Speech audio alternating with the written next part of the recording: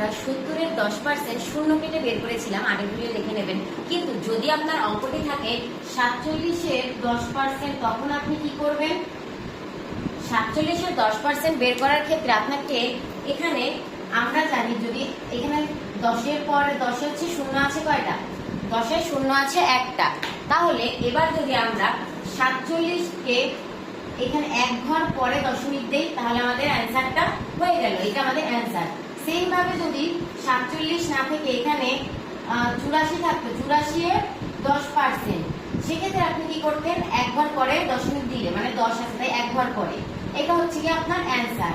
এবার যদি আপনার থাকে 427-এর আপনার 1%, সেক্ষেত্রে আপনি কিভাবে বের করবেন? যদি আপনার 1% বের করতে বলে, সেক্ষেত্রে 2 ঘর পিছনে এসে দশমিক দিতে হবে ডান দিক থেকে। তাহলে আপনার ডান দিক থেকে 2 ঘর পিছনে আসলে হয় কত? 4.27%। এইটা হচ্ছে গিয়ে আপনার অ্যান্সার। তাহলে এইভাবে আমরা যদি এবার 80-এর 15% বের করি, সেক্ষেত্রে আপনি কিভাবে বের করবেন? প্রথমে আপনি 10% বের করেন। 80-এর 10% যদি আমরা বের করি, তাহলে আমাদের এখানে হয় 8। আর এবার আমাদের আরো 5% বাকি থাকে।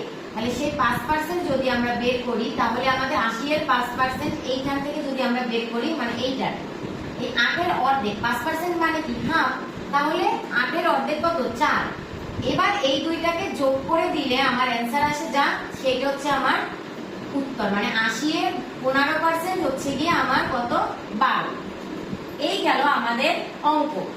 এবার আপনাদের জন্য টাস্ক থাকবে, আপনারা 60-এর 20% বের করবেন। 60-এর 20% বের করবেন। আশা করি আপনারা বুঝতে পেরেছেন। এখন আর কোনো ক্যালকুলেশন বা ক্যালকুলেটর দিয়ে করতে হবে না, জাস্ট কিছু ট্রিক্স অ্যাপ্লাই করে আপনারা পার্সেন্টেজের ক্ষেত্রটা বের করে নিতে পারেন।